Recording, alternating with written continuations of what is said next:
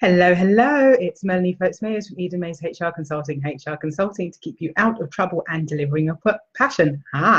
So here I am today. And as you can see in the title, depending on where you're looking from, the title for today is Why You Need to Be Flexible with Your Workspace. And so I wanted to talk to you a little bit about that subject. It's the subject of our blog for this week. So I'll put the link for the blog in the comments so you can go over there and read the full thing. But this is definitely for my friends who say to me, I much prefer to listen and to watch than to read. So I'm here to do that. So if you're watching online, say hi. If you've got any questions, definitely do so. If you're watching on the replay, #replay, say hi and let me know if you have any questions or comments, you agree, you disagree. Because it's always really good for us to check whether or not this content's really working for you guys and to really make sure that you are getting the best out of what we put out there for you. So, as I said, today's blog is all about why you need to be flexible with your working space. So as you know, or if you don't know me, I'm Melanie Foltz-Mayers. I'm the founder and managing director of Eden Mays HR Consulting. We've been running for about 4 years now. And when I started the business, it was very much based on the fact that I had lots of friends who were starting their own businesses, who were then suddenly kind of concerned about what do they do around staff, what do they do about contracts, policies, processes, how do they manage them effectively, but also, you know, I got the call that said, oh my gosh, my first employee is pregnant, what do I do, what's the process, how do I get these things going, how do I make sure everything's run smoothly, how do I make sure I do things well. And so because I was getting lots of queries like that, I decided, well, I love HR and small businesses definitely need that kind of support that a larger organisation more generally has in-house. And so we started to do that. So yeah, to go back to, and you know me. So basically, I work in the main with entrepreneurs and small businesses, but I do projects.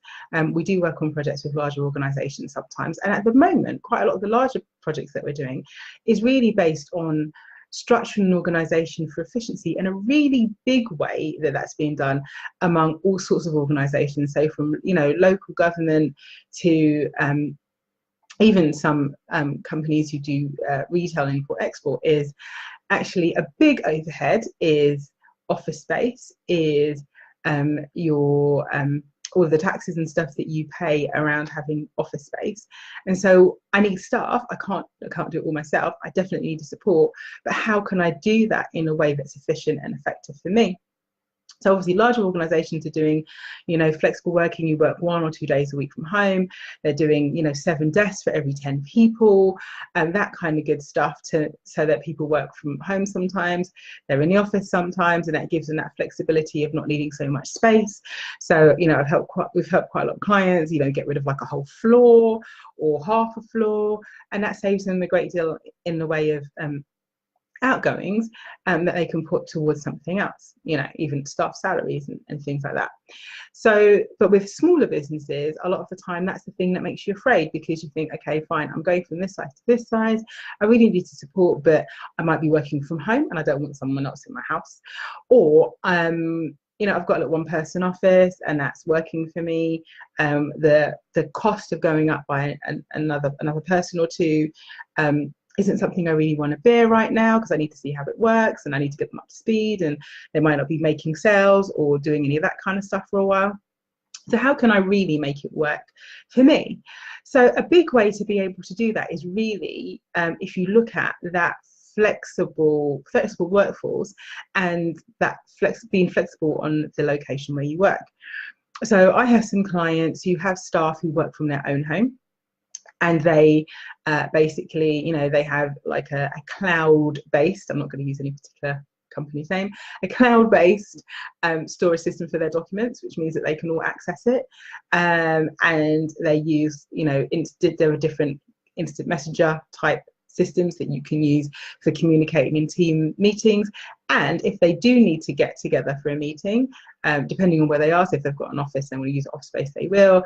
They might, you know, rent an office somewhere that's between the two of them. There are, you know, I've got clients who do events, for example. So actually they need their staff to be sorting out things and making sure everything's in place, so they don't need them to be with them. But on the days when the events are running, then obviously they need them to be there at that point. So there's lots of different ways that lots of different ways that they can do that. So knowing that you need additional help doesn't necessarily mean that you need to find a place for that person.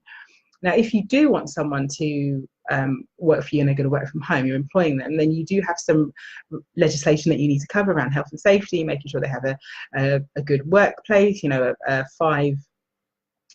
five-pronged leg, I can't remember what the proper word is, on their chair with back lumbar support and all of that good stuff, and that they do a workplace, you know, that there's a workplace assessment. That doesn't mean that you have to go there and do it. There's a document that you can give them, and they have to check that, you know, everything's in the right place that it needs to be.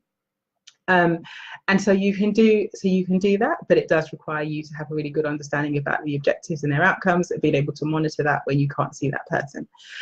And obviously, in most organisations, there are things that a person needs to do during working hours, but there are also things they can do outside working hours.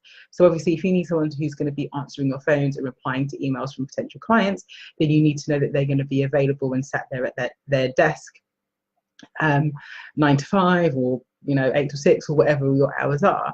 On the other hand, if it's about really delivering stuff for your client, creating things and those kind of things, actually they could be working from 6 p.m. to 6 a.m. if they wanted to, as long as it was delivered on time.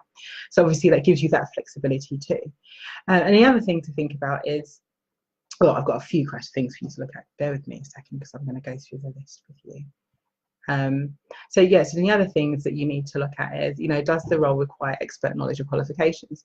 So if you're looking at, employing an accountant, a HR person, a legal counsel, those costs can be really high if you're going to get them into your organisation, even if you only need them 1 or 2 days a week. So it may well be better at looking to outsource those kind of things, or have a company that you have on retainer that provides that service for you. That may well work better.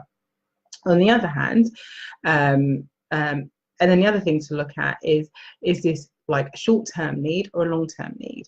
So for work that's short-term, you can package it as a project. So then you might outsource that to an organisation or individual, or you might advertise it as a fixed-term contract. So not all contracts have to be permanent and long-term. And if it is long-term, then yes, you might look for an individual to employ, whether they work at your location or somewhere else, or you may look at a contractor. So often what I find is that if you're not 100% sure how the role is going to work, you might look at temp to perm type things. You've got someone who you employ on a temp to perm basis, and that could be the fixed term contract, or that could literally just be I'm paying you an hourly rate, and you can give me 2 weeks. We can give 2 weeks notice either side, and that depends on whether or not, if you lost that person after 2 weeks, that would really create a big problem for you. Or the other one, and so you can see if it will work. Or if you're just really testing the water, maybe you might get a contractor in because they have the skill, you don't have to train them, you put them in, they get on with the work. They probably will be a little bit more expensive, and then maybe that means that at the end of 3 months or 6 months, you might say, I really do need a permanent employee to do this, but now this person has built it and scoped it for me, and that's their job. And so that means when you bring someone in, it's better structured and it will work much better and make it easier for you. The other thing is to think about is it a full-time or a part-time role? So I think, again, as I said earlier, a lot of the times we think that all roles need to be full-time and permanent, and that's what people are interested in. But I know personally loads of highly qualified individuals that really want to use their skills, but they do not want to work full-time. So whether or not they want to work between 9:30 and 3 o'clock so they can drop and collect their children from school, or they want to work 3 days a week, and there are some people who, I know people who have a couple of part-time jobs because it works for them and it works for their families. They might have something that they do of an evening, they might have something that they do a few days a week.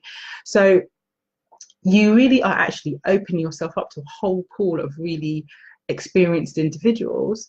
And it may be someone's got a disability or something that means that they really physically can't work full-time 5 days a week, but they've got amazing skills. So again, you can open it up to that. You can look at ways that you can do that. And like I said, that's an amazing skills pool that you're opening yourself up to.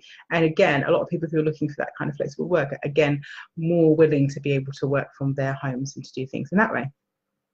The other thing to think about is, can the work be carried out outside traditional working hours? So if it doesn't have to be done during your working hours, you just need someone to do stuff for you. Again, that's a wider pool.